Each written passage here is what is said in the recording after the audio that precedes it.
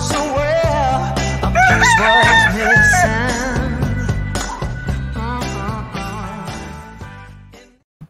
There we are. We here, look. Oh, there we are.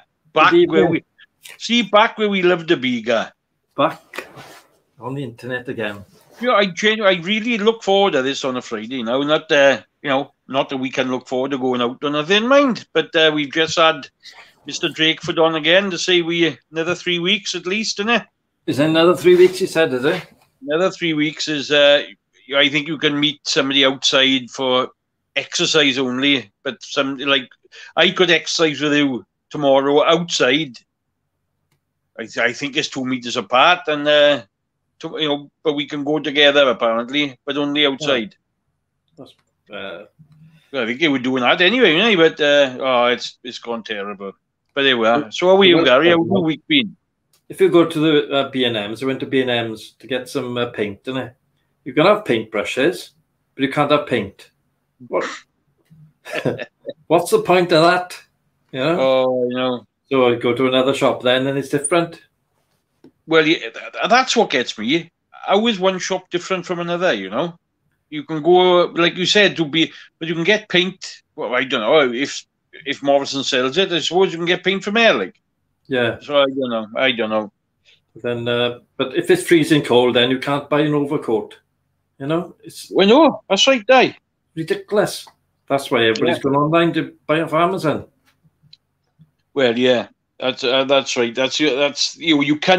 You can buy them, but I suppose it's nice to go out to buy them, innit? But and the thing is, you can't try them on Amazon, so you can. No, when it comes, then you find it's from China, and you're like that, man. Yeah, I've done it before. I've ordered my normal extra small, and I honest to God, they don't fit me. I can't understand that at all. No, me. But they were. Hey, good evening to Sonny, and good evening to Dan. Two just come in. And Margaret Emily. Good evening to Margaret Emily. Nice to see you again, love. Hello, Margaret. How are you? I am looking like a new man, Dan. Lost a lot of weight. And I'll be cooking a stew later for you to see. You'll see it. I got a video for you all to see this stew. And also there's a thing called a mug cake, which you can cook, and it takes a couple of minutes to make. And that's on here as well. What do you think, John? How's your diet going anyway? Great. I'm down to 14.5 stone. Are you? I was 15.5, yeah. Oh, fair play to you. So I've lost a stone now in about a month. Yeah. So it's good, isn't it? Best one I done ever. I lost 2 stone in one night. Good God, how do you do that? I had my leg off now. Yeah, well. I don't want to do that. No, I don't do that, for God's sake. What diet am I on? I'm on a low-carb diet. And basically, you've got to watch what you eat. Nothing with carbs in. It's similar to the keto diet, but the keto diet is very strict to what you eat. And you've got to eat lots of fat, and after a while, you get sick of it, right? But with this diet, it's just low carbs. When you go shopping, just have a look. Per day, you want to have about 90 grams of carbs. So if you make up your 3 meals a day, and they come to about 90 grams of carbs, you will start losing weight. So, but it is hard, very hard. What do you mean by hard? Is it hard? You're hungry all the time, or is it hard to find recipes? It's hard to find the right recipes. You know what you want to eat. You know, yeah, you don't eat bacon and eggs every day, but you can. You know, on this diet, but you get sick of it. You know. Oh, I'm not sure if I would mind. But yeah. See, I'd be so tempted to have a bit of toast and fried bread. See. Oh, you can't have that. See. No, you can't have it. See. I made a stew earlier, which you'll see in a bit, and there's loads of juice with it. We'll normally have a bit of bread, don't you? Dip. You got to have it? No, I can't. Can't no see. Dip. Johnny Lovejet, good evening. Patsy, good evening. I can't see any names up here. You got them, but there, haven't you? You keep them all yourself tonight. All the names are in. But I don't care. It don't matter to me. You won't be able to see them. I got track it. I tell you what, right? It might be years old, but I heard a brilliant joke today. Go on, then. And it did to me is quite funny, right? There was two Irish fellas in a bar, right? And one was going home having a drink, and one said the other, "I going home now," he said. Minute later, he comes running out. He said, "Paddy, is somebody out there just stole your car," he said. By the time he got out, he jumped in and off he went. He said, "What do you look like?" "I don't know," he said, "but I got his number plate." Oh, oh John. See? Good evening to Shalom. Margaret Dunley's gone off eggs. Of she? Yeah, Easter eggs as well. How was that now? Because now my mother used to tell me you can get egg bound. I'd never found out what that was. See, egg bound. John Barmsey can't beat a bit of fried. You can't see. You can't beat them nice, but it's got to be done right. You can't have it too crumbly, and you can't have it soggy. You got to have that bang on right for the fried bread. And then put some tomatoes on top. Yeah, thing is, see, I went down to Marco's yesterday. I said, "A nice cooked breakfast." I said, "Do me a favour, Marco." I said, "You couldn't do me a fried egg. Could you do the fried egg?" I said, "So you can bounce it up and down like that. So put them on my plate, be lovely then." And the beans, I want the beans freezing cold on the top and absolutely boiling, so it burns your throat all the way down in the middle. See, and I said, "What I want is the bacon, and I want the bacon so crisp, you touch your fork under it, right, and it springs all over the place. That's how I want it done." He said, "I haven't got time to do all that." I said, "Well, you found time yesterday, mate."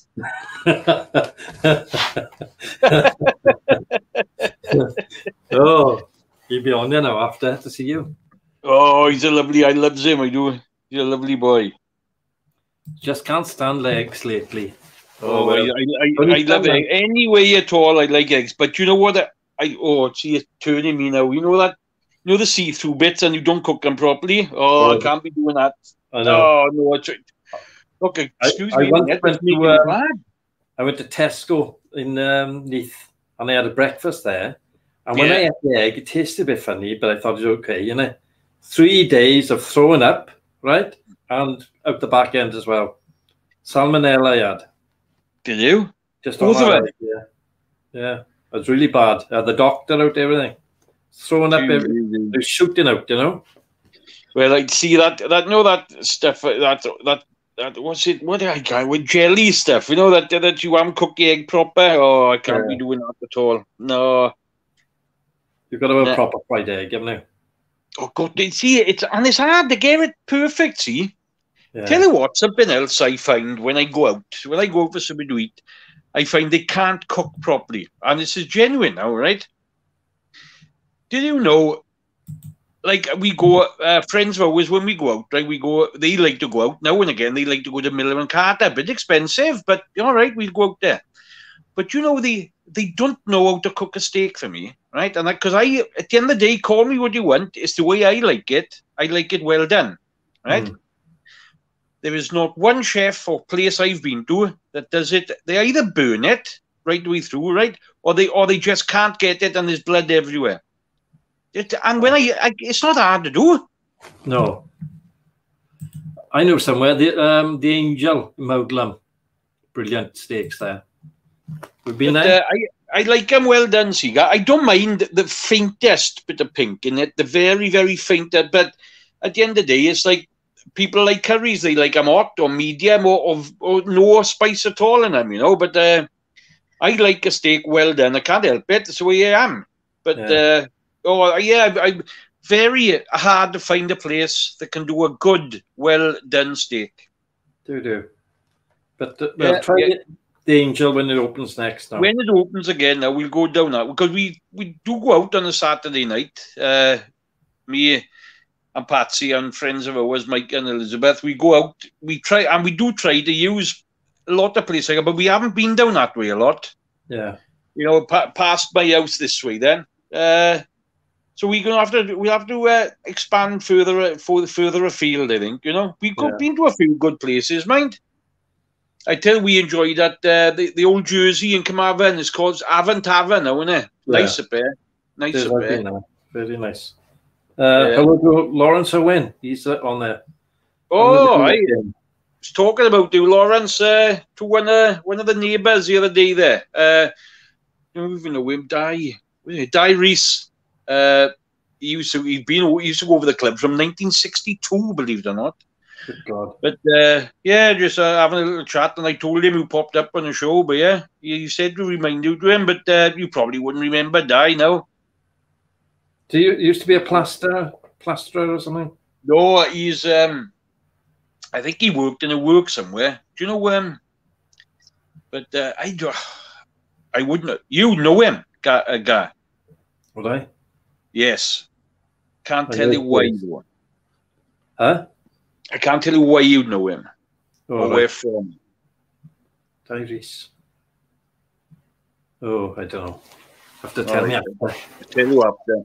Anyway, a bit of a rundown what we got on tonight. Later on, we're going to do scratch cards, right? And all you got to do is answer a question correctly. First to answer the question correctly can get a pick of one of the cards. Now, tonight's questions are all about cosmetics, so more towards the women. Don't be presumptuous about that, because some men like to put a bit of lippy on now. I know Lawrence Owen used to. Yeah, and you wear suspenders. Yeah, Right. that was on a Sunday, wasn't it? He used to do that. Sunday, yeah, he'd be going cross-dressing down the night time. He's weird, that boy. David Stretch Williams, good evening. How are you? Di likes a bit of makeup on, Gary. Di, he's one of them as well, is he? Yeah, he likes it, but he's not over the top with it. But he does like to wear a bit of lipstick and eyeshadow. Oh, well, that's not so bad. No, that's all right. Only thing, the lipstick is a bit... I find it sticks on the sides, you know? Yeah, I know what you mean. George Bond is in. Oh, is he? The man they couldn't hang. He's in. Good evening, George. How are you? He was on that other channel earlier on with Chris Reardon. Oh, aye. Chris Reardon. Oh, he's still going, is he? Chris Reardon? He's still going, Ed. He just had his inoculation. So, and he was okay. And my brother-in-law and my sister had it the other day down the Orange Tree. They said there was hundreds down there. Yeah, I heard somebody went from around here. They said he was quite unbelievable. Yeah. But so what else is planned for tonight, Gar? Well, you've got ghost stories at 10, haven't you? Well, yeah. As I say, I got ghost stories. Like to me, my favourite ghost story tonight. The scary part, right, is one sentence. That's all. One sentence. And I tell you what, I'm expecting people, if they admit it, you know, if they say, I'm expecting people tonight to have shivers down their spines. Here we are. I hope so. Good evening to Danielle Morgan. Hi, Dan. Right, that's how we'll do. We'll have a look at this stew I made, is it? Yes, certainly. This stew is for all those people that want to lose weight. It's really easy to make. So let's have a look. Well, here we have it. All the bits needed to make a good old stew. Now, I found stew to be brilliant on any type of diet. So that's why we use it all. So we got parsnips. We've got swede. We've got onion. We've got broccoli. We've got carrot, spring onion, corned beef. You can put any beef in. And salt. So I know a lot of you don't put broccoli in, but it's very good for you, and it actually tastes quite nice. I've also got 2 stock cubes to go in here to add the flavour a bit. So in the tradition of good old video editing, and I'll clap my hands and all this lot will be chopped up. Right? Watch this now. As if by magic. It's all chopped itself up. Anyway, into the pan it all goes. I haven't bothered taking the peel off because I think vegetables are nice tasting. Then you're going to get your corned beef. Now you could put beef in there, stewed steak. Chop it up a bit now. Lucky my Jack Russell isn't here. should be looking at this now thinking, come on. As you can see, the stew is cooked.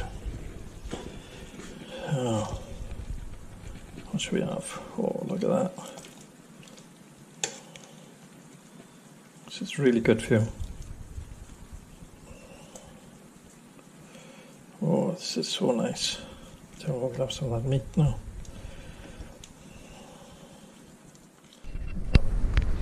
Here's the stew. Lovely. Steaming hot. Absolutely full of goodness. Oh, that would be delicious now. That. Then afterwards, we've got the cake in the cup. And got a bit of cream over that. That two together. Absolutely fantastic. And knowing that I've got a huge pot of stew waiting for me. Look at that. Not rocket science, this. Just basic cookery. It's not even cookery, it's just basic. Chucking stuff together and making it nice enough to eat. Anyway, if you've enjoyed this, please like, comment and subscribe for more.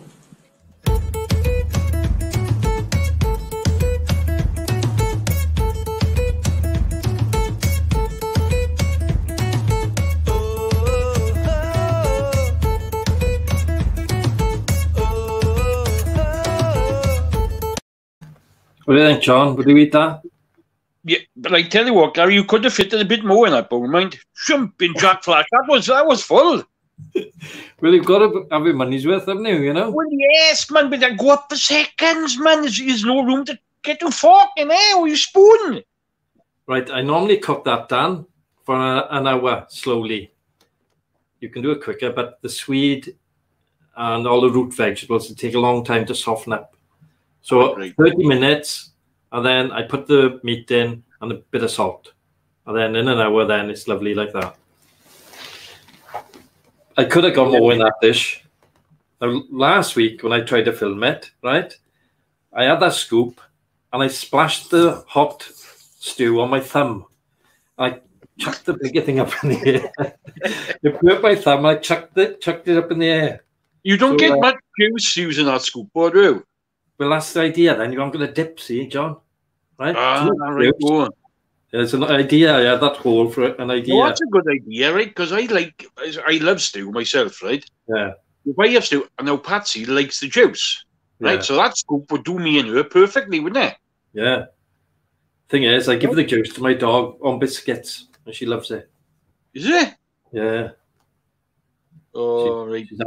She's laying down there like a walrus.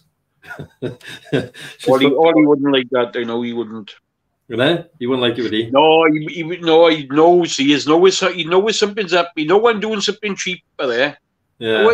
Where's the meat gone? And he'd be thinking, I can see gravy, right? And I can see biscuits. Ah, you've missed the meat out there. Come on now. What a take. So, if she has meat, when she goes to the toilet at the park, it squirts everywhere. Well, yeah. No, then the thing is, right, I really don't think the viewers want to know about that, do they? Yeah, but the thing is, you've got to pick it up with a bag, haven't you? Well, yes, but no one is cold, right? You get that bag nice there, and you put it in your pocket, you squeeze it about, right? It warms your hands up. Oh, Javi. No, I couldn't do that. It doesn't matter. Oh. Can you cook in a pressure cooker? I've never tried cooking. Yes, certainly. Yes. I tell you what I got, Margaret. Rather than a pressure cooker, as Gary said, I got the slow cooker, and I use that a lot. I can do curries in there and stews, like chicken chasseur I do in there. I tell you what is, oh my gosh, what is stunning for me, right? If you buy a joint of anything, now we don't like pork so much, right? But if you do a joint of lamb or a joint of beef in a slow cooker, right, it is absolutely stunning. Yeah, it's lovely, isn't it? Yeah. He is right. I think the juice is one of the best bits of this. Well, it is the best. It's a very tasty thing because it's cooked through. See, it cooks. Yeah. All the goodness is in that cigar. In that is in the what there. Yeah, but the thing is, you want bread then to dip, and that's where the carbohydrates kick in. Can't do it. I'd rather chuck the juice away, pour it down the drain, because I'll be too tempted to dip in.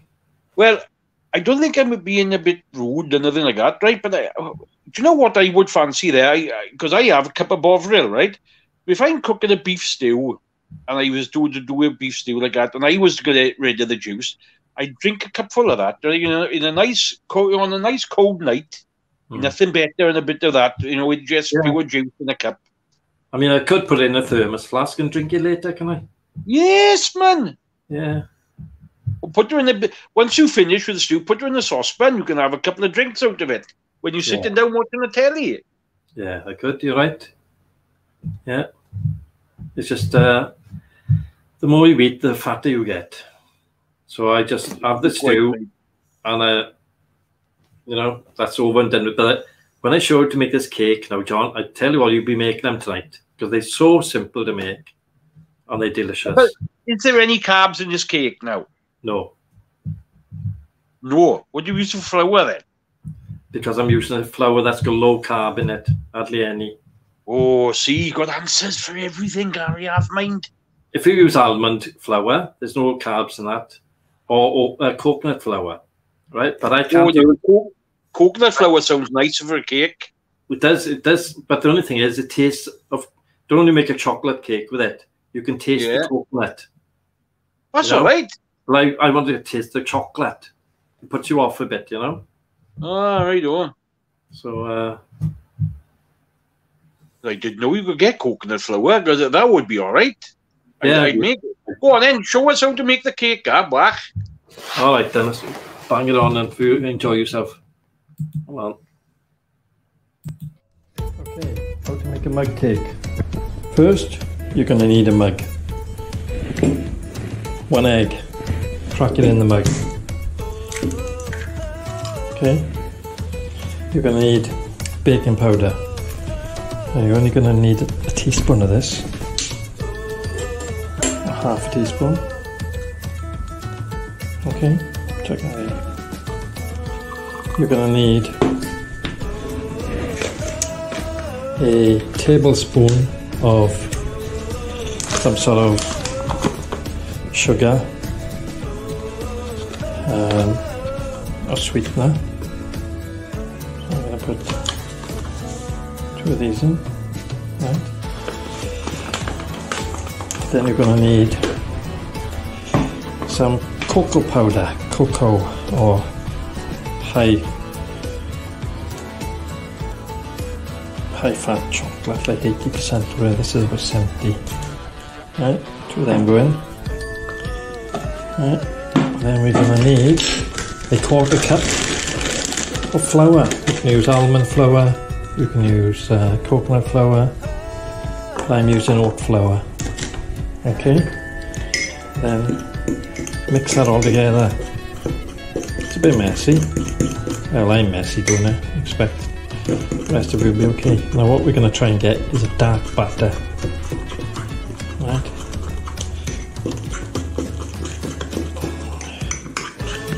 Just quite thick.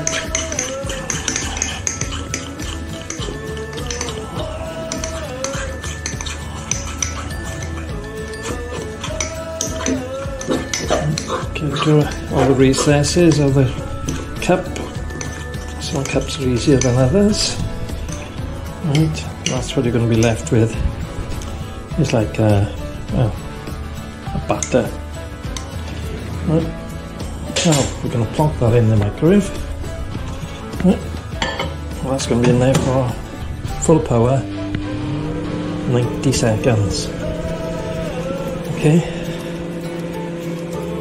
What now? While I'm waiting for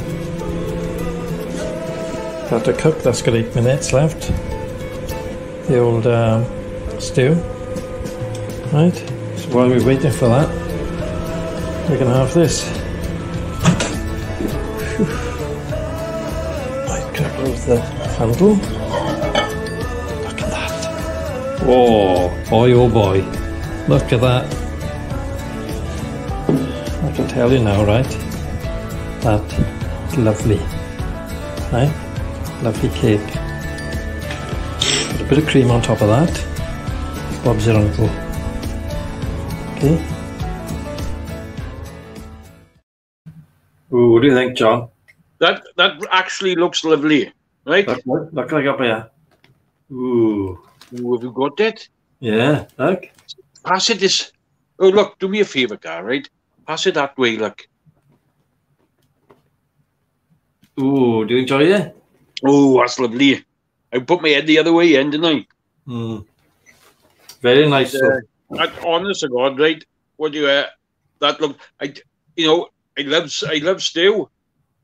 I would to tell you the truth, I'd use beef, but or lamb or something like that, right? But that looks very good. I wouldn't mind. I might try that. Yeah, you're right, Don. You don't need to eat carbs because your body makes carbs. Your brain runs on either glucose or it can run off glucose, and your body makes a type of glucose to run your brain, and that's the only thing you need to eat carbs for, or make carbs.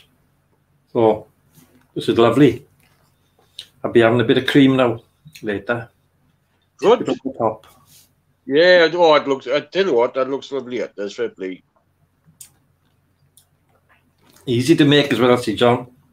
Oh, it did. It seemed it and all. You had that whisking down to a tea to make a nice batter. Look. Well, that's about the 15th one I've made, right? That I am cocked up the film. Because first time no, what? But when you filming it, I was trying to film it. The GoPro wasn't working. I was trying to right, man. And then but today it went all okay. So where did you get coconut stuff from? Flour from coconut. Holland and Barrett. Oh, right. They got Hillbilly was in NCM. Yes. Good evening, Hillbilly. How are you? Have you had the inoculation yet over there? Have you seen in the news? There's women in Texas that are dressing up as old grannies so that they can get in the queue and have their inoculation, because it's going from the old and filtering down to the young. So it's a lot of old young women dressing up as grannies and then trying to get their injections. But wouldn't it show on the records, guy, how old they are? I don't know if it works that way. I don't know. Perhaps they got false records, or I don't know how it's working, you know. Yeah, fair enough. So some of them got away with it, but this getting bad, said Hillbilly.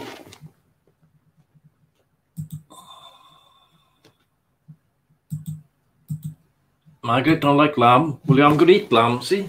Eat beef. Right? Beef. I don't eat lamb because it's too fatty for me. Mate, I tell you what, I did the other day, right? We had shoulder of lamb, I think it was. I can't remember. Might have been, I don't know. A joint of lamb. I cut big slices in it raw, right? And I rubbed mint in it, right? All the way around, lovely. And I just put it in.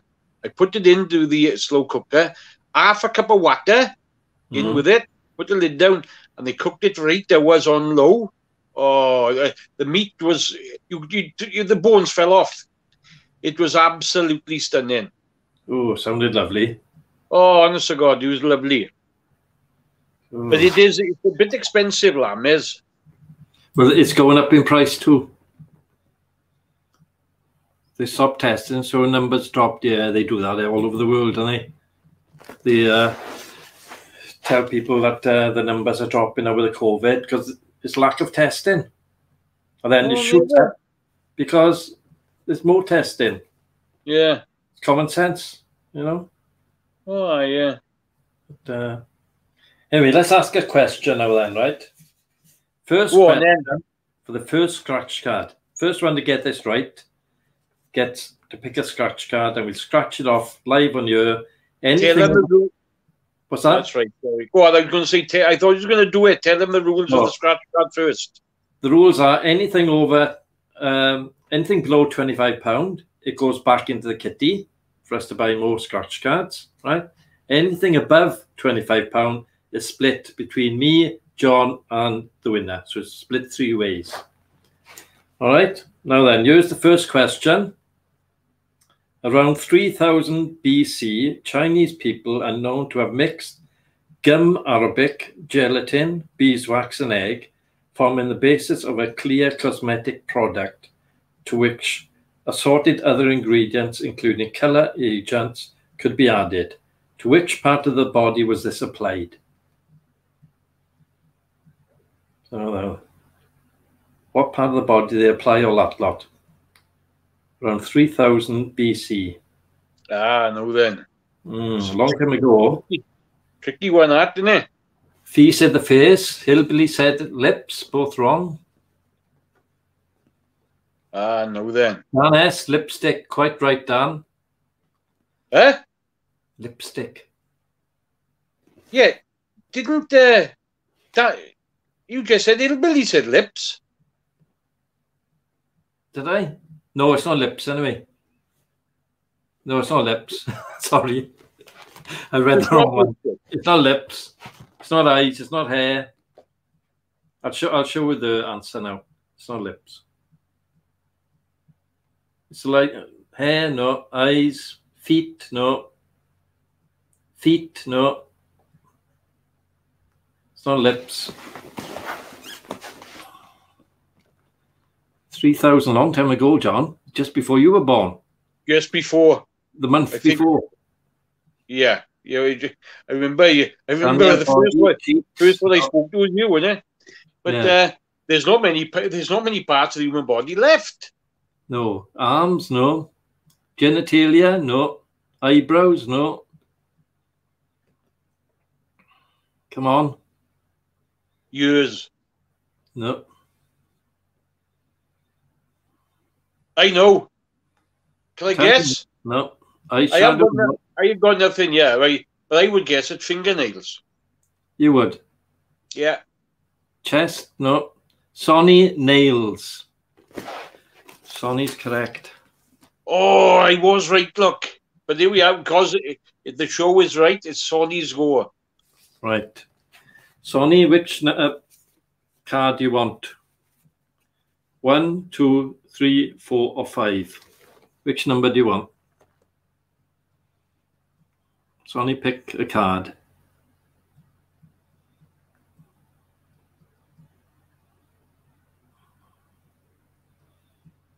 One, 2, 3, or 5. 1, 2, 3, 4, or 5. David Stretch is late and with nails. Yeah, we've had it already. Come on then, Sonny. Pick a card. 1, 2, 3, 4, or 5. Number 2, she said. Right, number 2. Let's get a coin. So I've got one in my pocket. 2 pence piece.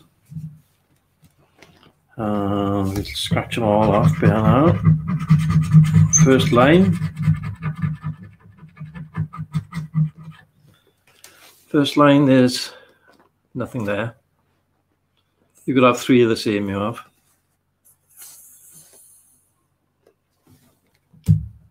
Second line. Oh, nearly.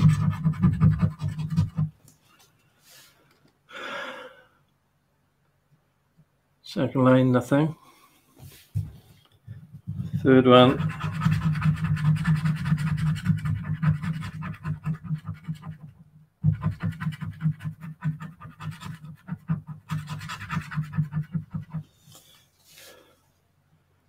Nothing on the third one either. Oh, never mind. So yeah, hard luck, Sonny.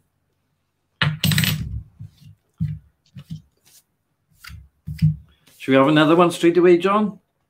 Yes, have another one. We can carry on talking then. And then we can have another go in about, I don't know, 10 minutes time maybe. Yeah. Let's have a look. Yeah, look for a nice one. Right then. After cleansing and toning, the most important step is a product to keep your skin soft, supple, and prepared for makeup. Which product would you use? Right then, which product would you use?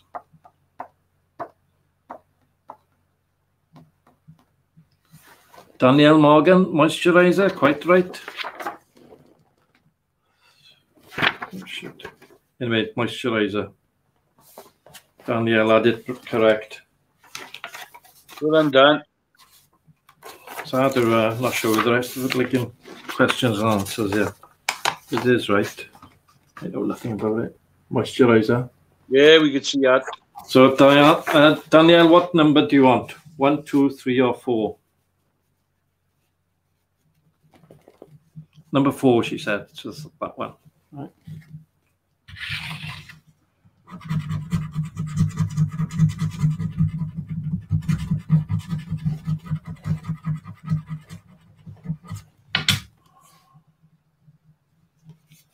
Nope. Nothing there.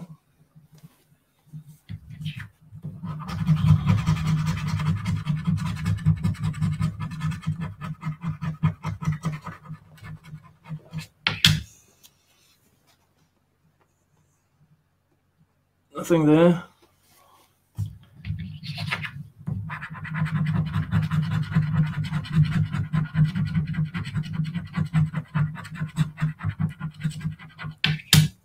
And nothing there. Hard luck, Danielle. Oh, so we didn't have anything there, and then 3. Oh, George is off with his what do you call 999? I don't know. The police. George. Putty knife. I don't know what that is. Anyway, no winners there. 3 cards left.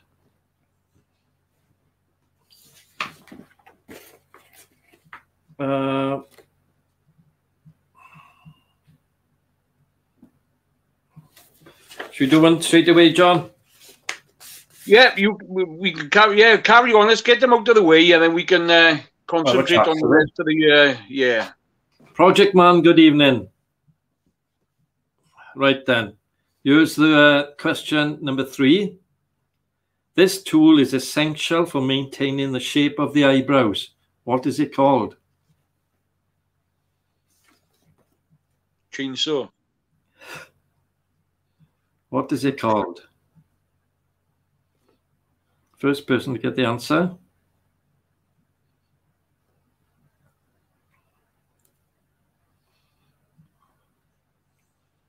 Tweezers. Quite right, Patsy Morgan. Do. There's the answer. Tweezers. What number do you want, Patsy? 1, 2, or 3?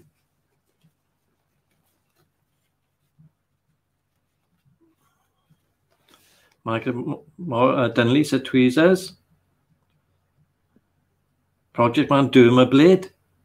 Who the hell that is? Sounds like something from the garage. Yeah. Number 1, is it, Patsy? This is that number 1. Okay.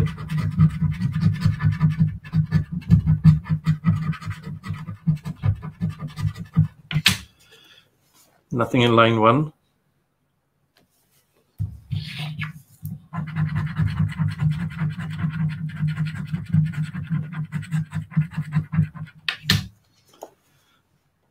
Nothing in line 2.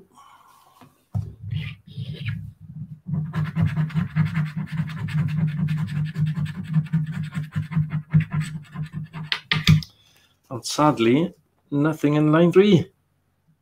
Good, we haven't had anything tonight, John. No, nothing at all a minute. Let's have a look what the next one is.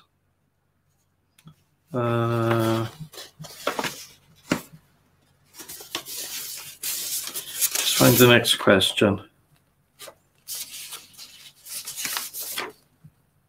Right. One of the earliest cosmetics of which we have a record of is called kohl. It's K-O-H-L, worn by Egyptian queens as long ago as the Bronze Age, from 3500 BC. To what part of the body is kohl usually applied? Kohl is spelt KOHL. What part of the body do you apply that? Oh, people are Googling now.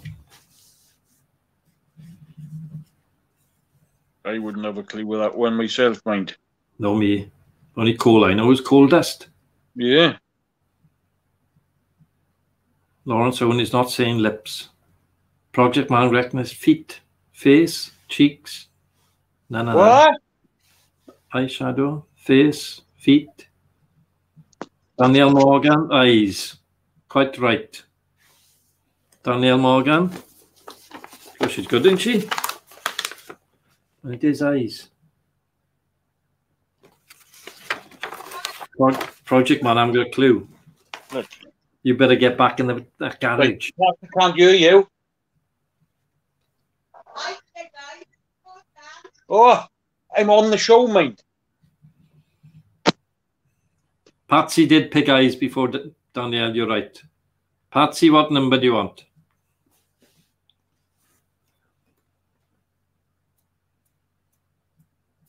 What number do you want, Patsy?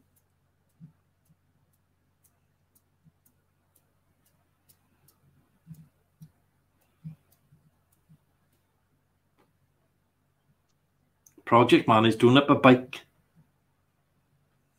It's not a YZ. Was it? I can't remember.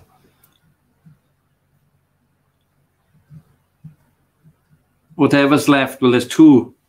There's 1 and 2. Can I either have number 1 or you can have number 2? TZR he's doing. Was that a motorbike, is it? Yeah. You've got a motorbike in the garage, John, haven't you? Well, a few of them, I think. Aye. Yeah, there's a few there. Number 2, perhaps he wants. Right.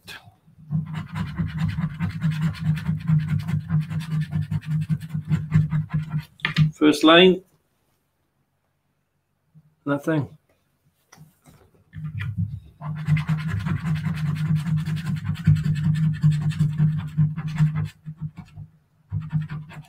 Second line. Nothing. Not having a very good luck tonight.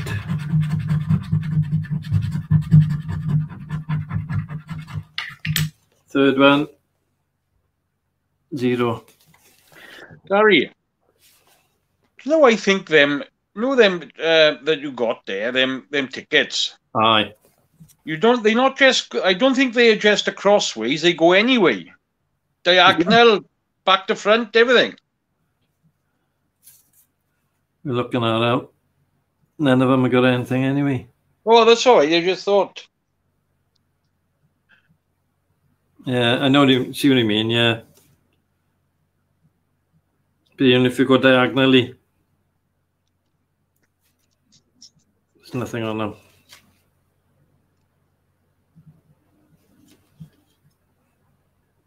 No. I'll bring them around, you can have a check, John. Oh, you got one left now as well. One left. John, have you got any questions about makeup you want to share? No, I don't think so.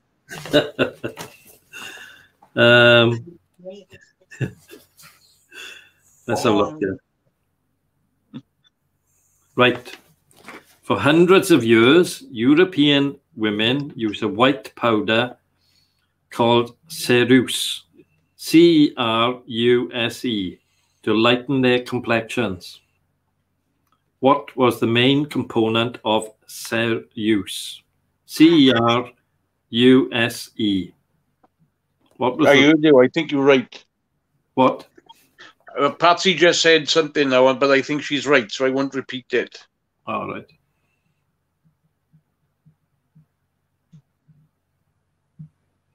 Talcum powder, talc. It's not talc, no.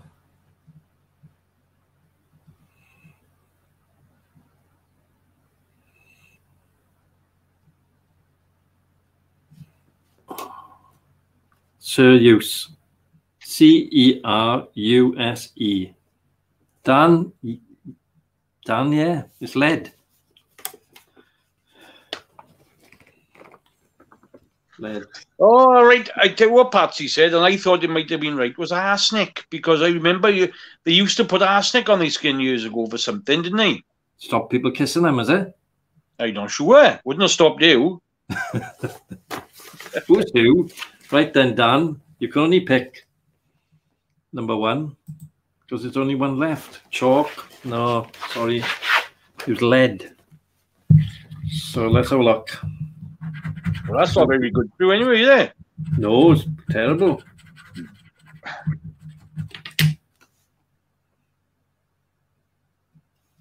First line, nothing.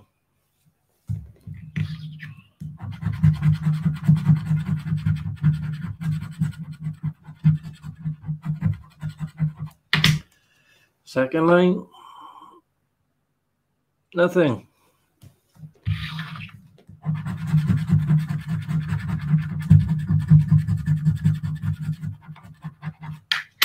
Third line, if you go diagonally or any other way, nothing. Hard luck. But we will check with them, John. I haven't read them. That's the thing. So it might be that you can go anyway. But hard luck, everybody that's tried. But I tell you what, one day we're going to get a big winner, right? I think And so. one person here is going to be very, very happy indeed. Because at the end of the day, it's not costing them nothing anyway, see, guys, eh? No. And they'd be very happy one day. But they have got to be subscribed to the channel. That's a good point. If you want to win, and it will be checked out because we can check, see who's subscribed, you've got to be subscribed to the channel, right? And So one thing I want to say is Project Man. Yeah, if you have a look in the comments, Project Man, there's a guy called Lawrence Owen. He's moved to Canada, but he used to race motorcycles when he was younger. I don't think he does anymore, but he used to race motorcycles. He used to race them around, yeah, when he was trying to catch me, you know, when I had a bike. I had a Suzuki 850 shaft. I had loads of other things. He had a Suzuki X7. And I remember we went down on Knight's Arms, John. And we were coming out of the Knight's Arms and somebody had stolen his kickstart. He couldn't start his bike. Oh, never. Oh, and he was in an awful huff and a puff. And me and Peter Samuel, who was with me, we were trying to find this kickstart everywhere. But we couldn't remember where we put it. Yeah, so Lawrence, it was me and Peter Sam. Yes, we did have it. He was in a huff. Ooh, trying to start his bike. Push start on it. But there we are. Remember, he went home, he was in such a rage, he put his foot through the door. Oh, good golly. You know, down the Steelworks Club there. Oh, I bet his mother would have given him a clipper on the ear for that. Oh, yeah, his father told him off. Cool down, he said. Soon a kickstart, go buy one. I'm sure he turned up afterwards, you know. The two unlikely lads that had it. Lucky now he's in Canada. He did, right? He'd be knocking the doors evening. He would. Aye. He's gone a bit fat now, though, apparently. Diabetes, and he's eating the wrong things, you know. Oh, right. Oh.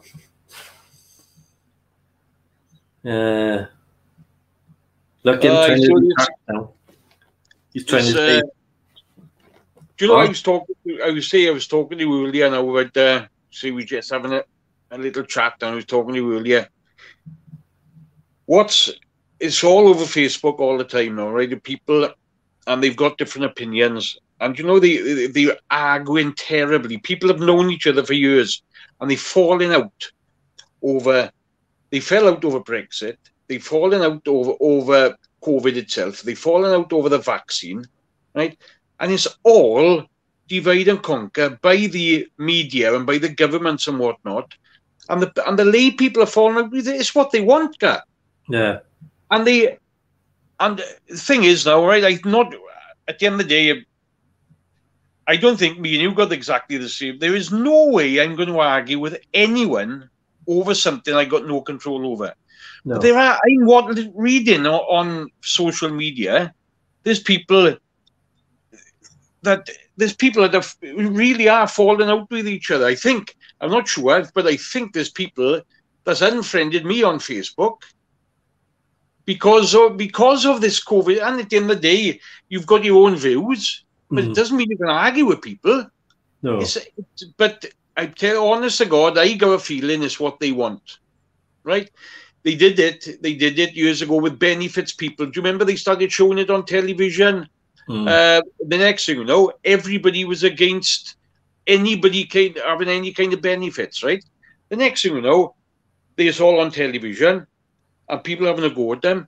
And yet, Amazon, if they paid not the correct tax, because they're not against the law, but if they paid the tax that they could pay if you want, then you know that is something like only one firm. This is right. I think half of that is the entire welfare bill of this country. Yeah, disgusting. And that's one company, but nobody says nothing to them. No, thing is, they can get away with it because they got excellent accountants. They just get away with it. You know, they bank offshore and all that caper. Here we are. That's exactly right. But what they've got us arguing over this and that and the other thing. And these billionaires, they want us to argue, don't they? To be fair, and all these papers, the media, they might think, oh, the Sun, that's working class, we'll get that one, or the Daily Mail or whatever. That's working class. They're all owned by billionaires. Yeah. Yeah, but, that's right. Yeah, they don't care. They don't give tuppence, right? And yet it's the lay people that's against each other's throats all the time. It is. You're right. And the thing is, it's driven by the government because they want to separate us all. Yeah. Do you know, right? This is beyond belief, right? You've got the government, right? Now, for 10 years, they've been on austerity, right? We've got the highest death rate in the world, right? Or the second or third highest death rate in the world compared, to size of country or the size of population. We've got the worst downturn in economy, right? And that's our government, now the Conservatives. Do you know they still points ahead, way ahead in the polls? So if there was an election tomorrow, they get in tomorrow. Yeah, but that's crackers. Yeah, but the reason for that is because we got such a poor Labour government. Right, we've got, in my view, again, like you say, we won't argue over it. We got an extra poor Labour government because we told the poor, and we told by the poor, we told they are the worst people in the world to run a country by the media. Because you think, right, anything that, let's take that bloke, Jeremy Corbyn, right, what he wanted to do, when they sat down and worked it out, it made total sense, I don't know. Right? But do you think the newspapers, the people who tell us, and they're the likes of Sky News and what they're owned by, they would tell us to vote for them? Of course they wouldn't. Yeah. It's all driven by media. So media are telling us, right, that the Labour are absolutely rubbish. They won't bother with the Social Democrats now, right, or UKIP, because there's no need. They're useless.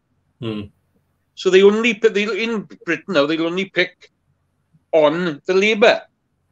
But like you say, that's my view. I have got no proof over it. But if I was one of the owners of the magazine, of the papers, I wouldn't want Labour in. No. And so I've got the power to do something about it. If you're the editor of the newspapers, or not even the editor, the owners of the newspapers, you just tell the editors, right, do this, blacken that boy's name there. Because they worked, honest to God, they worked it out, and everything that he said would have worked, if it had gone as he said it would have gone. It would have worked out perfectly. The buy-in of all the, what's you call it? like the steelworks was BSE, was Steel Company Wales, wasn't it? And British Steel. What was it called when the government owns things? Oh, Not privatisation, the opposite of that. yeah. Well, apparently everything that he was off about to nationalise it. That's right, to nationalise things. It would have been perfect. But as I said, I'm not. There's much more intelligent people than me out there that know. But I know I know in my heart, right, that I wouldn't be voting for them if I was in charge of all them newspapers. Mm. So they are going to downtrodden them all, aren't they? But everyone's got to think. I think now everybody's got to think before we start arguing with everybody and everything about this COVID and about the injections and the inoculations. Think why? Because after this all, we've got to get on with each other after it. Exactly, yeah. So I don't know. So, I'll be having mine anyway. Are you having yours? Yes, as soon as I'm being called up, I'll be going down for mine. Yeah. But I've heard a lot of people saying about this.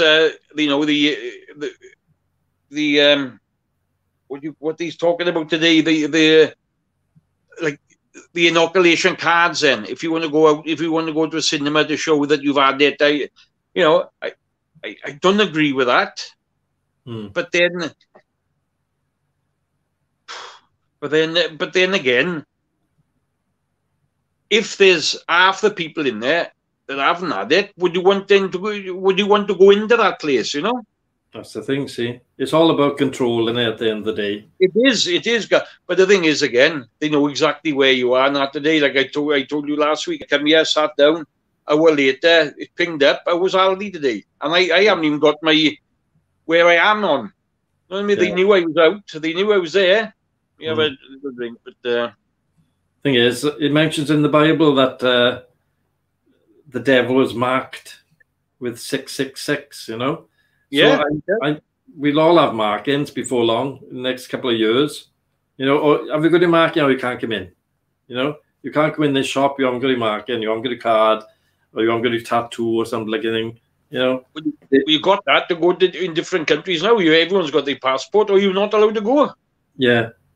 That's what I was going to tell you. They say, they won't control that. They talk about is controlling me. I remember, right? The only thing I remember, it's not like this at all, right? It's not as big as this at all. But I remember when they said, right, you've got to wear seatbelts in your car, right? You've got to wear them, right? It's going to be law, right? And I remember, I think my father was one of them, actually. Oh, they're not telling me what to do. They're not telling me what to do. They're going to do it. They're doing it for their own purposes. They're not doing it. And yet, everybody you're in the very, very minority now if you don't wear one, right? But people said, oh, they're always telling us what to do. You're told what to do from the second you're born. Yeah. They tell you, in work, you've got to start at 8 o'clock in the morning. You're going, no, I'm not going to do that. Well, yes, you are. It's the rule. So, we told what to do in circumstances all our lives.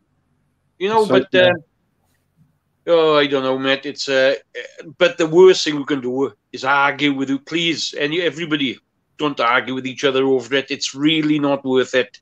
No, because it's just not worth it. But there we are. Right, John, are you ready for your ghost story? I'm ready for the ghost stories, right? And, right, hold on then. All right, boy. Depart. Oh, it cut in half now. That's better, man. Right. I got 3 stories tonight. They're all relatively short, right? But I think there's some good ones tonight. But there's one I'm going to leave that one till last. The one that I said it'll all make sense in one little sentence, and that one little sentence, when I read it, it gave a shiver down my spine, and hopefully it'll do the same for you. Now that story will be last, so let's get on. So I had this story by email. Like I said, you a couple of weeks ago. I've joined a few groups on Facebook now. I put out there, and so I've had this private message uh, from from this from this woman. I don't know where she lives actually. I didn't check. So here we are. When I was 4, we moved into a house. We lived there for a good 10 years. I can remember being quite a scared child when I was younger. I always ended up sleeping in mum and dad's bed. I must have been about 6 or 7. I woke one night in their room to see children playing at the end of the bed. About 6 of them, all like very milky white. I remember the girls in smock dresses. At the time, with me being so young, I kept thinking they were just shadows of light coming through the patterned curtains. The more I looked, and the more they played, I remember following them round and round the room, but funnily enough, not being scared, but waking and seeing them on a good few occasions. You know, the other funny thing, I never told anyone. Years and years down the line, I just had my second baby. Well, me and my husband lived in a newish house on an estate where the strangest things kept happening. After I brought my son home from hospital, it started. That night, my husband had nipped out for a Chinese. I had settled the baby and I jumped in the shower quickly. While I was there, the fire alarm downstairs started going off. So I gets out, goes down. There's no sign of a fire at all. It just stopped. And over the next few months, strange things happened. Like electric and battery toys went off, strange bangs, a feeling of real unease in the hall, but nowhere else. One night I went down to fill a bottle, and as soon as I got to the last step, the smell of pipe smoke hit me, like old tobacco that goes into pipe. This happened twice, while everything was quiet on a particular night. I made the bottle, and I had a tidy round. I had the telly quiet so I could just about hear it. I was in the kitchen. My husband was on nights. The usual couple of toys went off. I felt like the air was electric and the next minute, a bang behind me in the kitchen door and I was on the sink. I felt absolutely terrified. Things started happening continuously for a short space of time. I finished up shaking, and I might add, I sat in the living room, door shut. Next minute, there was another bang. I jumped up, opened the door. It looked like the table in the hall had knocked, and the photo frame of me and the kids had been knocked over, and the keys in the door were swinging in the lock as if someone had brushed past them. I swear, I've never felt terror like it. I was that scared, I actually called a friend who came over. I don't really think she believed me, but she did say I looked white. Shortly after this, we moved. We needed a bigger house, really, as well, but I'm just glad to get out of there. So, a few months later, having a night out with my mum, my auntie, and my cousin, I was telling them of the events and what gone on. And my mum piped up and she said, "Oh, I've never seen anything myself other than small children playing at the end of her bed in the old house." Well, blow me down. I couldn't believe it. I've been wanting to tell this story for so long, and I finally got the chance. Thank you for letting me, me to read it for them. I'd love to hear everyone's thoughts. I'm a very firm believer now, but I really would like your thoughts on my story. Thank you. So that's the first one.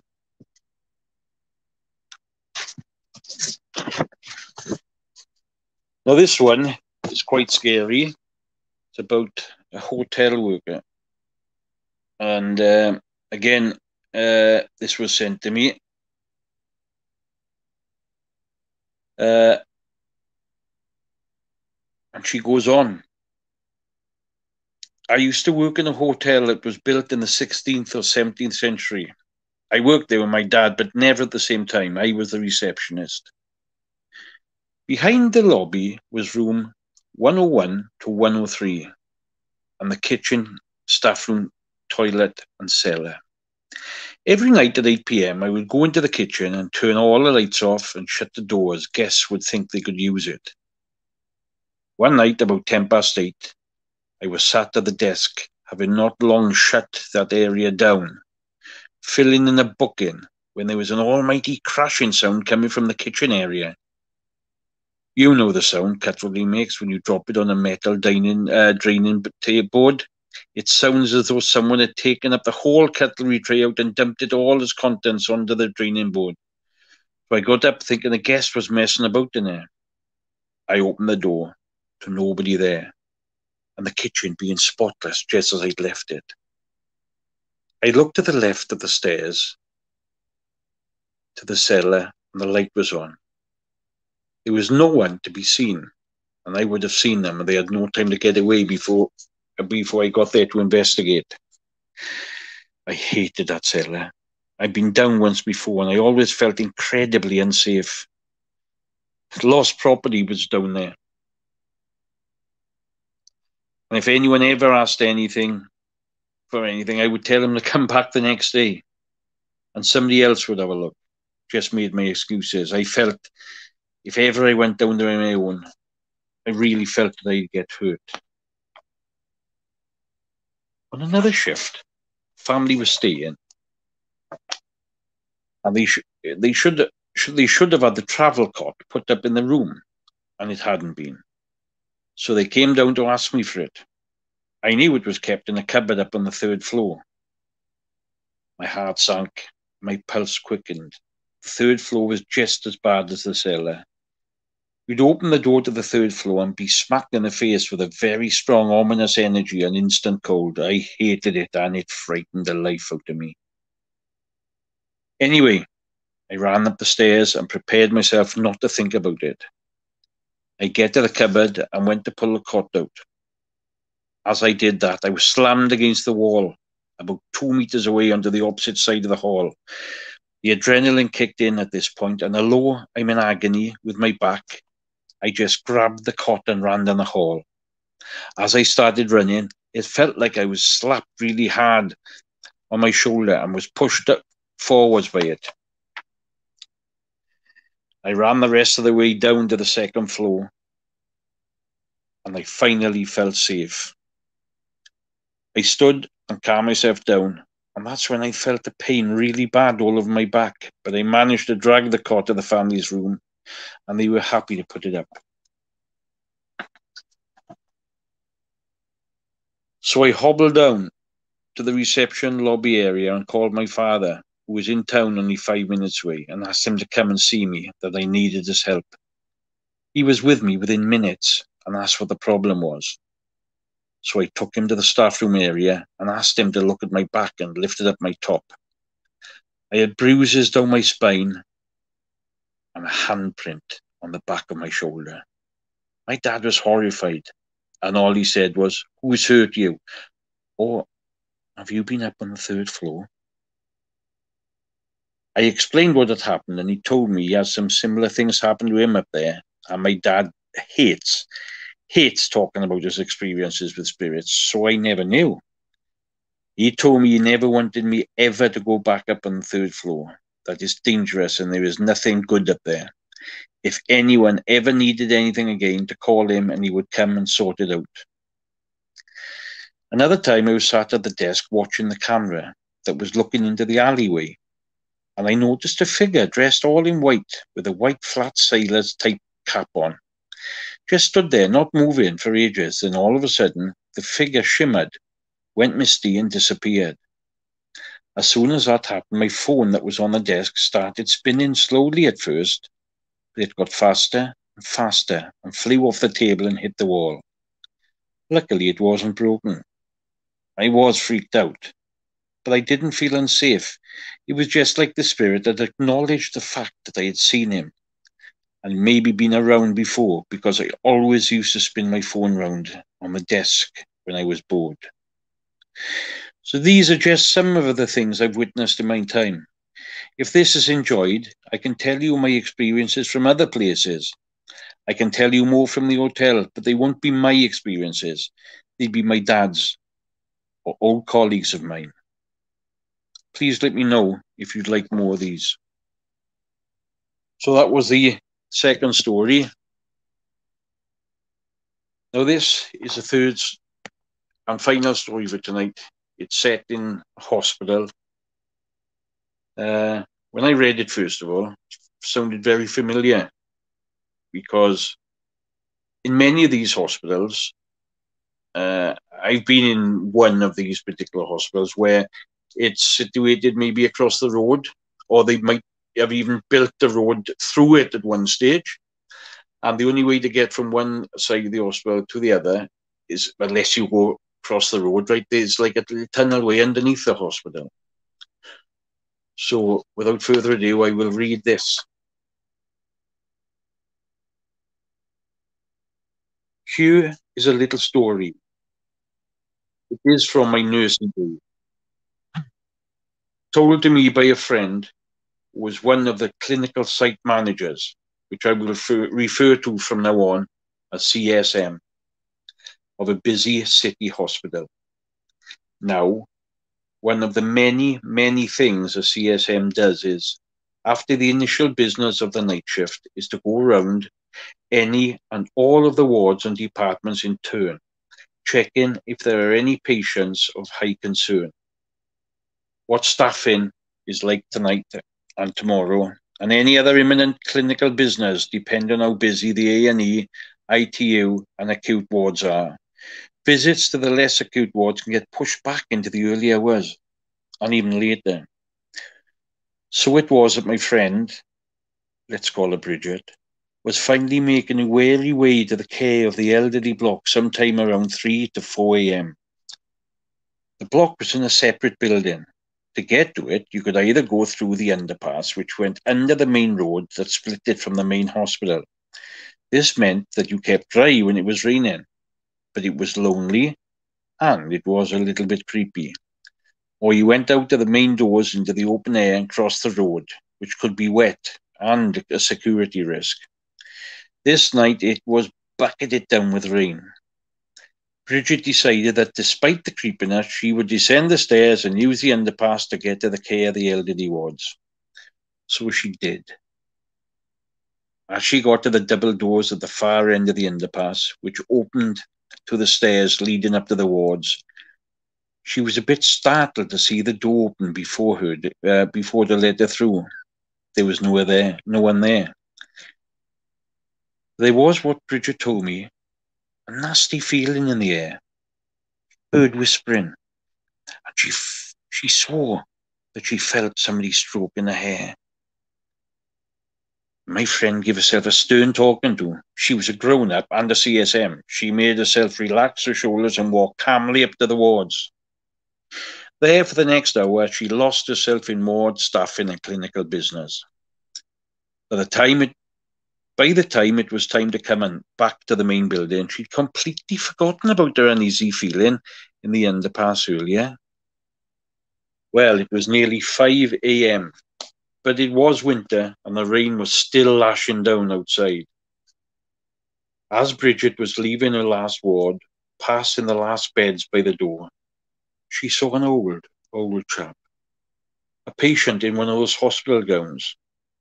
He was sitting on the end of his bed and beckoning urgently for Bridget to come to him. Bridget came over and started to say how she was the site manager and really he needed a nurse to help him with whatever he needed. And she would call one for him. But the man was having none of it. He clasped Bridget's hands in his. His eyes were wide with concern. and his elderly voice was shaking. Bridget asked him if he could speak up, but she couldn't really hear him, and she leaned in closer to hear what he was trying to say. The man said, "Don't go down that way again. The last time was a joke. This time they're waiting for you." Bridget said she felt the blood drain out of her face. And then, with a straight face, she promised him she wouldn't and helped him settle back into bed. Then Bridget went out into the lobby, out of the main doors, and crossed the road into the black night and the pouring rain. Here we are. And I don't blame her. That's it. That's all we got for tonight. And I hope you did enjoy them. I got shivers going up my back, John. Did you have the shiver last one, guy? Yeah. Ooh. You are. Imagine that old man, and he was just, because I messaged after she messaged that, I messaged her back, and I said it was her friend. It turns out, and I said, "Well, look, it's now." I said, "Honest to God, no." He said he was nowhere near this thing. She said he was in the last bay of all, and when she went past, he was sitting bolt upright, just in his. And just imagine this, just calling her over, I guess, you know. Yeah. Oh my God, that would have been enough for me. Whew. Strange things happen, John, don't they? You know. Oh, honest to God, horrible. Yeah. So there we are. That's that. I looked in. I read that today, and I had a bit of a shiver. But there we are. We'll so we can learn. I get a few more now for next week now, and we are way to go. But I'll try and make next. I know I said last time, but this time I'll try and make a nice curry, and I'll try to get it down so like you did, you know. Yeah. Use that coconut flour, look. Oh right, I see now that appeals to me because I like a bit of coconut. Now perhaps I would just use that coconut flour with no with no chocolate in it, kind of thing. See, yeah. And I just have the coconut then, wouldn't I? Yeah, the coconut taste. It soaks up a lot of fluid. What I found with it is if you put one egg in and then use this, you need to put a little bit of water or a little bit of something else in because this absorbs so much, you know. Right. Very absorbent. When this COVID thing is over now, I'll drop this down to you because I won't be using this anymore. You can put in your curries as well. Nice. Yes, I put coconut milk in some of the curries, see? There we are. Well, I'll drop this down and see what you think of it. Here we are, lovely. There's loads in there. I have still got my mug cake. Look. Ooh, look at that. See? Ooh. I bet you've made about 4 out there, haven't you? I only make one at a time, but I've made about 12. All different flavors, you know. Oh, that's tidy, man. As you said, like you can put any flavor in you want. You know, if you want to put what did I put in the other day? I made a lovely one the other day. And it came up. It was a creamy colour. It was just flour, egg, baking powder, that sweetener. It's got absolutely no carbs in it at all. When I showed erythritol, that's what it's called. Funny name. But it's a natural plant extract. And I put something else in. I can't remember what it was, but it was absolutely stunning. It was absolutely gorgeous. Load of cream on top. Oh, I loved it. Marmite. It wasn't Marmite. No. One of them essences, you know, in a little jar. Like vanilla essence or something? Vanilla essence it was. Oh, beautiful, man. Like a bit of vanilla now and again. Vanilla in there. On top of that, it was that cream on top. It was absolutely delicious. See? You're making everyone hungry, guy. I know. Ronnie Morgan is saying, good evening. My brother. Good evening, yeah. Ronald. He's enjoying. He enjoyed the ghosts. Good. I did message him today. They missed last week, see, because I forgot to tell him. Yeah, David Williams enjoyed as well. Good. So So yes, we'll get that. Try to get these now, and if anyone has got any ghost stories, of course, send them in, and I'll be able to read them out. Yeah. But the local ones seem to have dried up a bit. But I did say again, I couldn't find it. I'm gonna have to find the one from Lower West End, because that's a very good one. I enjoyed that one. So that's a nice local one. See? Yeah. The good thing about that, you buy vanilla pods. So vanilla pods are very expensive, Margaret Denley, aren't they? Are they? Yeah, they're about £6 for a little strip like that. Vanilla pod. Right, you scrape it out, chuck the sticky bit. I've seen them doing it, scraping it out. But it's very expensive. So it's vanilla essence. There's vanilla pods. There's something else, vanilla something else and all, isn't it? Yeah. Good night, Lawrence Owen. Good night, Lawrence. He's in work, yes. Did he reply anything about you taking his stand or his kickstart? Oh, he did say something about it was such a long time ago.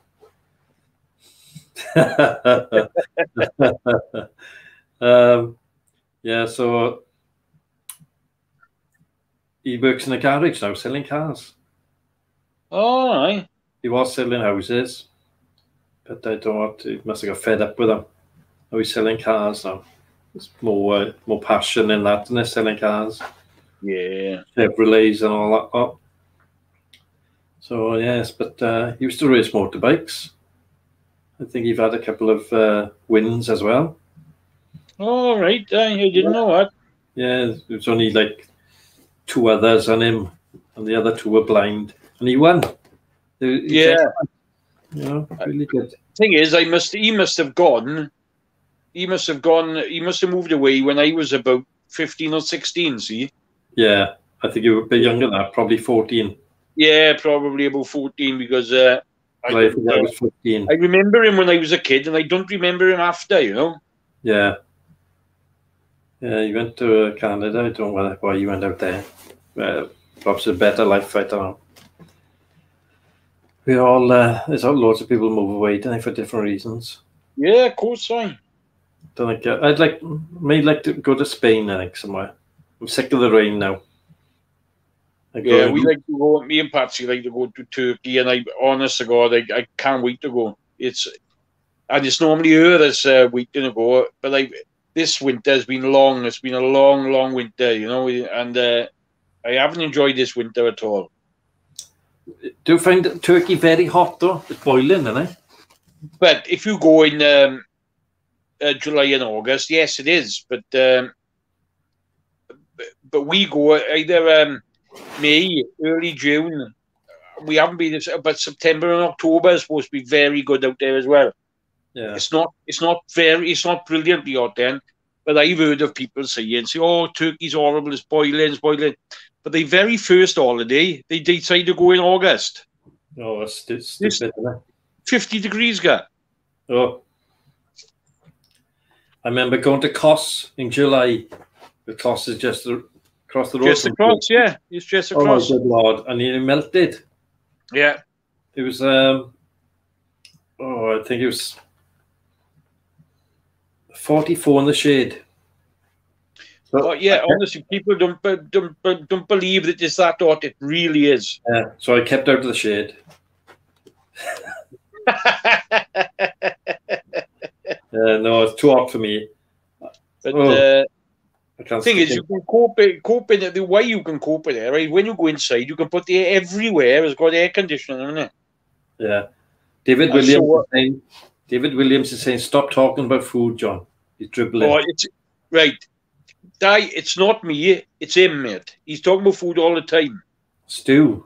I got a big pot now up there, right? It's just on warming. And after the show now, I'm going to go up there and get a bigger bowl than last time. This will be a massive bowl. And I'd be yeah, the bowls could be huge, right? But you can't fill it up so much, man. You can't get a spoon in there. Yeah, you put your spoon in, it slops all over the side then. That's the wrong way to do it. See, I use a fork. With soup? Yeah, with stew. Because I don't want the juice, right? A soup in a basket, I like. That's nice. Yes, very. So With that curry you're going to make now, do you make a naan bread with that now? No, I tell you the truth, I just had a recipe for a proper naan bread of my sister-in-law up in Glasgow, and I'll be trying it out. Very fattening though, carbs. It is with carbs. Don't forget, I'm not on that diet yet. Yeah, no, but I can give you a recipe with that coconut flour. You can make. But that's having a naan bread, right, with coconut. I don't like that. You can buy what do they call Pashia naan? I don't like it. Yeah. But I like coconut in some things, but you can't have coconut. I'd be having coconut sausage, coconut bacon, everything. I don't want it. Just coconut now and again is all right. Do you know them arteries you got? They'd be going like that.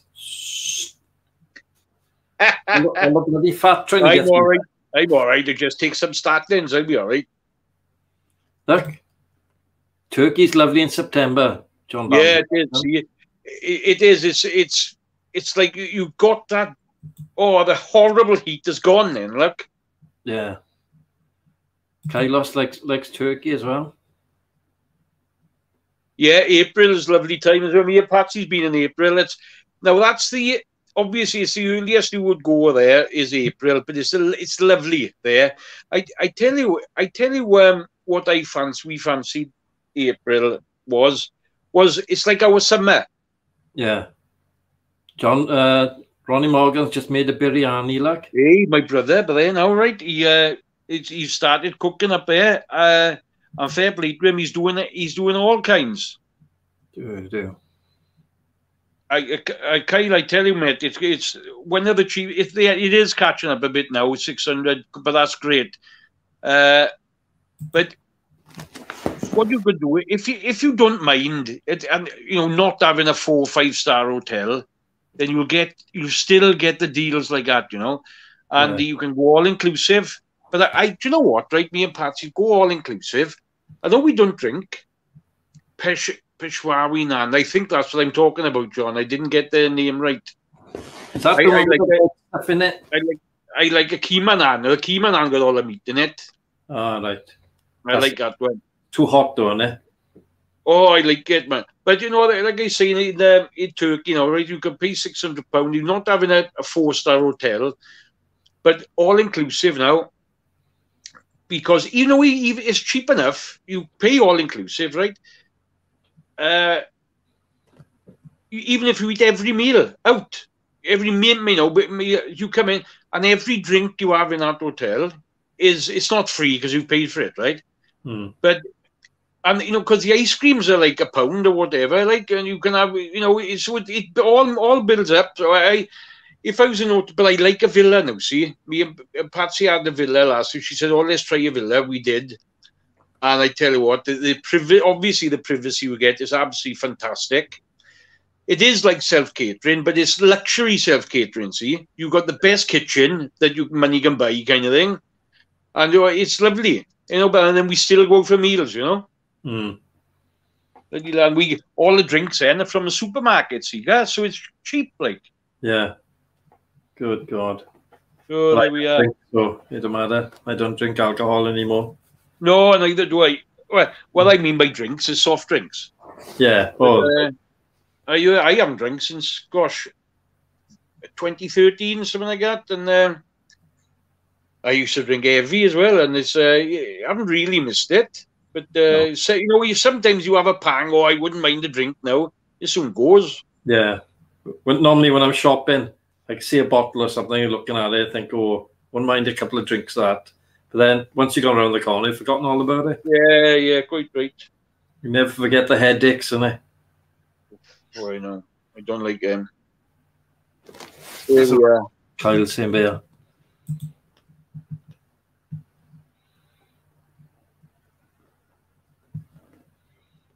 Yeah, well, you do that with a villa, see, Kyle. It's pretty great. Wait, yes. See, now she got to put the spin on this now, right? I got to tell you the story now, and it was a mistake, right? We went out for this meal, and it was lovely. It was me, Patsy, Jess, her daughter, Livia, granddaughter. We all sat there. And in fact, what we do, me, Patsy, and Jess, we go for a meal, right? We'll go thirds on the meal. And of course, so Livy's meal is split between us all, right? Mm. So Jess doesn't have to pay all the time. So we're sitting down, having a meal, and they say it came to 300 and something, what they use, lira, right? Which is next to nothing. It's not a lot of money at all. So next thing you know, I has it, I'm counting it, I put it in the ashtray by there, everything left a tip. Lovely tip for him as well. So I'm going out now, and I got the scooter thing, so, right? Because we were a good bit away from the villa. So I'm sat on it. Guess what? I drive down the street. This Turkish fella's running after me. Hey, mister. I'd only give him 100 lira short, didn't I? Oh, good Lord. Oh, he would have had me. But it was a genuine mistake, man. Oh. But, yeah, so you didn't she said, quicker. She said, I'm not going there again. Good, we could have got away with that. If you put it up a bit quicker, it would have gone faster, wouldn't it? That bike thing. But the thing is, right, it wasn't a very big place, and there's not many one-legged men in that Dalian place at the time. So I think they would have known who it was, see? That's the trouble, so you stood out a bit. See, you stand out. When you stand out like that, you can't do nothing wrong, really. No. So there we are. But yeah, so he chased me down the road, and everyone was looking at me. Oh, yes. I don't know what... I'd never really... The only time I've been abroad and I've had trouble is when I went to Moscow. I went on a dating site. I found this piece out in Moscow. Oh, hell of a time there. You met the mother and all, didn't you? Oh, yeah, face like a robber's horse, she had. Oh, my good Lord. I thought, if she's going to look like that, this relationship's not going anywhere. She was blinking hanging. Oh, ugly. And the one I went to meet was a ballerina, thin, really pretty, right? But I thought she's bound to turn out like that, right? She could have been number 5. Imagine her now. She probably got a beard now, isn't it? Lucky escape. Good God. See, you never know. Remember another time in Turkey, right? We went into these market things, right? Oh, my finger I nearly cut my finger off in Turkey, honest to God. Oh, do you mind that? It's a booty, right? Now, we were on a boat, right? Yeah. Now, you must know, if you want to go in the water in a boat, right, what they do is a ladder at the back of the boat, right? And it's like, it's like a folding ladder, right? So you fold it down, so the bottom of the ladder is further than the bottom of the boat, you see? Yeah. So when you want to go, you fold the ladder back up, you tie it up then, right? And so the propellers don't hit it, and you go away lovely, right? So we went scuba diving. Me and Jess went scuba diving. Patsy, she just went for a ride and have something to eat and that. So it was a bit choppy, yeah. So we get all the scuba diving out. Not scuba diving. Sorry, I'm overstating what we done. Snorkeling, right? Rather than scuba diving. Scuba diving with the backpack and all this, isn't it? No, this was just flippers, a mask, and a tube and that. See. So anyway, in I goes. I couldn't see much. Water was a bit choppy, so I'm going out. So obviously I got one leg, and on the other leg now I got a flipper, so I'm going about. And so I'm trying to get there now. So I managed to get my leg now on the bottom rung. So what I got to do now, I got to put my hands up, grab hold of, then try to lift all my body weight up, and then put my foot on the next step, isn't it? Yeah. So I'm doing this. Well, doing this time it was very choppy, and the water was coming in. Well, what was happening? And I didn't know, right? What was happening? It was coming in. It was hitting the ladder, and the ladder was opening slightly. And when the wave was going back out, it was shut in. Oh. Well, I put my finger there, didn't I? Oh. I put my finger there, coming out. But also when the waves went out, right, I also jumped on the ladder as well, same time. Good God. Right? And I started screaming, I tell you, right? Oh my God. And so now I had to think what to do. So my hand was in one thing, my leg was still on the ladder. So I had to put my hand on top of the boat, take my foot off, wrap my heel around the ladder, pull the ladder away, and so I could release my finger. Oh. So I did, honestly, where I got the strength from, I don't know. So I did that, got it back, and then they pulled me back up then. And I'm not joking, right? We went to, this is honest to God, you couldn't make this up, right? Went to, there was a beach hut thing. There was like a St. John's ambulance, right? Not hospital, first of all. They seen it. It was a hell of a deep cut, but it didn't look much, right? So they said, tell you what we'll do. Oh, they obviously, they had broken English, didn't they? Mm-hmm. So they said, put your finger higher than your hat. See? I'm looking at him. Daft. I said, what? Put your finger now higher than your hat. I said, my hat's on the boat, mate. I've left it in my boat. He said, your hat, you dull bugger, your hat. Right? So anyway, so it does that. So they wrapped cotton wool around it, right? This thing now, innit? So we, at the end of the day, really one hurting then. So we went and we had like a picnic dinner on the boat. That was where we were. Patsy and Jess went for a little walk on a little beach. I stayed on the boat. It was all right. One hurting. Lovely. We go get back to the villa. We go home back to the villa. Now, they had put this there. Now, I'm shaking. I was having a cigarette. I got to have a cigarette. So I has a cigarette in his hand like that, right? So I goes to light it with the other hand. I only caught it only caught a light with the cotton wool, didn't it? Right? So this hand now caught fire as well. Oh my God, oh my dear. Yeah. So I managed to get it out, and I was going to clean it. And when I took it off, you could see it. You know, like all the fat on your finger and everything like that. It was spilling out. Mm. Oh my God, oh my! I said I gotta get to the hospital. So we phoned the bloke back up, and in fairness, he came. His bloke came, took us to the hospital. Can you imagine being in the Morriston Hospital with a cut like that, right? Really deep. They got it sorted all out. They got to give you stitches and everything. Since I phoned the bloke, all right, it did cost me money, right? It had to, because I was insured, Yeah. but it was you got to pay up first, the insurance I had, and then it would sort it out, right? £100 it was, right? So I paid that. I was home within an hour. They picked me up, went to the hospital. I had a consultant straight away to have a look at it, cleaned it, and he said, right, but and they stitched it all up, and I couldn't believe it. I was actually home in an hour. Couldn't believe it. Amazing, isn't it? But yeah, but what outing that was. That was the second day I was there now. Yeah. Couldn't go in the pool, nothing. They were all in a big pool like that. I was in a little baby pool, like a 3-month-old pool. Yeah, safer. Like a little paddling pool. I really enjoyed it. David Williams reckons you're a walking disaster.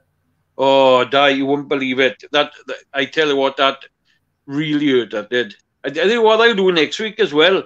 I'll show you a photo of my finger and see if you want to put it up. It's a bit gruesome, Gar. Yeah, we put it up after 10, isn't it? It's okay. Yeah, it is a bit, but it hurt a bit. Yeah, I bet it did. There you are. That's the luck I have. If you didn't have bad luck, you'd have no luck at all. Exactly. Park Nest is in. Good evening, Park Nest. How are you? Good evening, Park Nest. I haven't seen him for a while. I've just been reminded of when I went to Moscow. I had to take a gift for a mother, innit? Right? For this girl's mother. So I took potpourri with me. Nice smell, innit? Right? So I offered it to her. I guess I went over the other side of the room, and I got another present out for this Tatiana, this girl I was visiting. So I turn around now. The mother now is eating the potpourri. She thought it was a delicacy. Right? Oh, it was delicate as well, and all that. Eating it like a good one. So I thought, I better not tell her that it's like to freshen up the room. She was enjoying it, you know. She had the blinking lot, didn't it? She said, this is very nice. where do you get it from, innit, you know? I said, oh, look, if you want any more, I'll get it from Marks and Spencer's in England. I'll send you some more. Tell you what, I bet your fart smelled lovely for a week. Your breath was nice. But, Yeah. it was funny then. But, you know, Russians, they didn't know, did they, you know? But No. chomping in like a good one. Yeah, fair we are. See? But, and then she made a meal for us. It was always awful. Fresh salmon. Oh, lovely. I don't like that anyway. Not cooked. No, hey, what? Chewy as hell. Take it back. Oh, it was hanging, it was. I couldn't eat it. I was chucking it under the table. There was a dog under the table. I was chucking it under the floor for the dog. Yeah. If the dog wasn't eating it. No, I don't Yeah. blame them. People say, like, I'll have some salmon. Put it in the frying pan first, love. I might try it then. I had to lift up the carpet and sweep it under. So she couldn't see what I was doing. Yeah. No, raw. See now, however nice it's raw fish, no, it should be cooked, man. Of course it See, should. this is what I thought. These chefs is them getting lazy. See, like they give you these on lunch Sunday dinner when your mother cooked it. It was all soft, cooked nice, beautiful. But no, these chefs come along and they call it al dente. Is a bit? No, they haven't cooked it.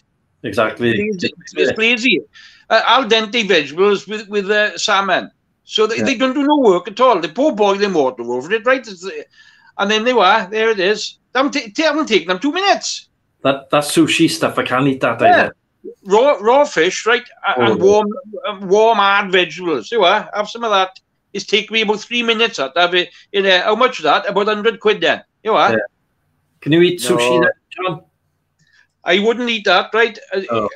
No, you know, with all these bets that you could eat. Thing is, right, it wouldn't be the smell and like that. It's the texture. I wouldn't be able to do that. It was horrible. They wrap it up in some sort of leaf or other, don't they? They put it right.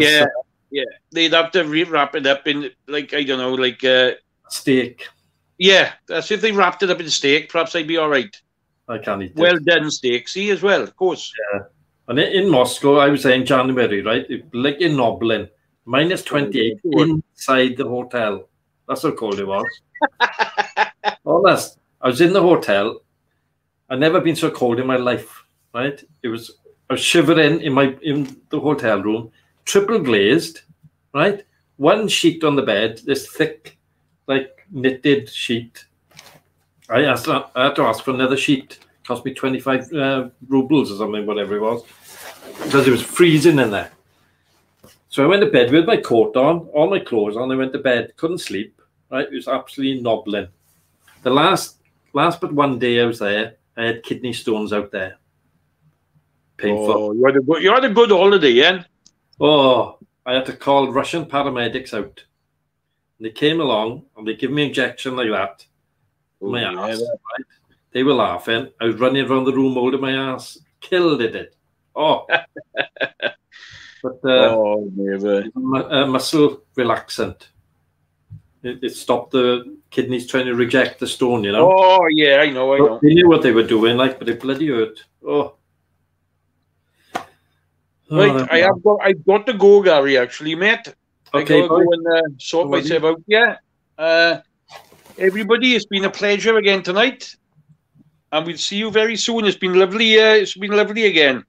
Don't forget to like and subscribe, please, because you know it makes sense. That's all. It makes sense Thank to us. you. We need the subscribers. All right, cheerio, everybody. Okay, bye, John. There we are, and he's gone. Look, it's just me left to chat. Yes, I had a good old time in Moscow. It was the architecture was stunning, but the wrong time of year to go. You know, it was just too cold, man. Blinking heck. So next Friday now we'll have more Scotch cards, right? We won't have such hard questions, perhaps. John will be doing the questions, be on rugby or whatever, I don't know, whatever he wants to do. And we'll see what's happening. I'm going off now to eat my stew. That lovely stew I made earlier. So should we play that video again so you can see the lovely stew? Because a lot of you liked it. And I'll play the mug cake after it as well. So you can see it, how we've done it. These two now are for losing weight, right? So let's have a look at the stew first. Well, here we have it. All the bits needed to make a good old stew. Now, I found stew to be brilliant on any type of diet. So that's why we use it all. So we got parsnips. We've got swede. We've got onion. We've got broccoli. We've got carrot, spring onion, corned beef. You can put any beef in. And salt. So I know a lot of you don't put broccoli in, but it's very good for you, and it actually tastes quite nice. I've also got 2 stock cubes to go in here to add the flavour a bit. So in the tradition of good old video editing, and I'll clap my hands and all this lot will be chopped up. Right? Watch this now. As if by magic. It's all chopped itself up. Anyway, into the pan it all goes. I haven't bothered taking the peel off because I think vegetables are nice tasting. Then you're going to get your corned beef. Now you could put beef in there, stewed steak. Chop it up a bit in there. Lucky my Jack Russell isn't here. Should be looking at this now thinking, come on. As you can see, the stew is cooked. Oh, what should we have? Oh, look at that. This is really good for you. Oh, this is so nice. So we'll have some of that meat now.